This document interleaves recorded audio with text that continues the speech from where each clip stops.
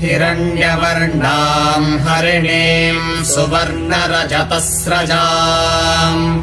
चन्द्राम् हिरण्मयीम् लक्ष्मीम् जातवेदो महावः ताम् महावः जातवेदो लक्ष्मीमनपगामिनीम् यस्याम् हिरण्यम् विन्देयङ्गामश्वम्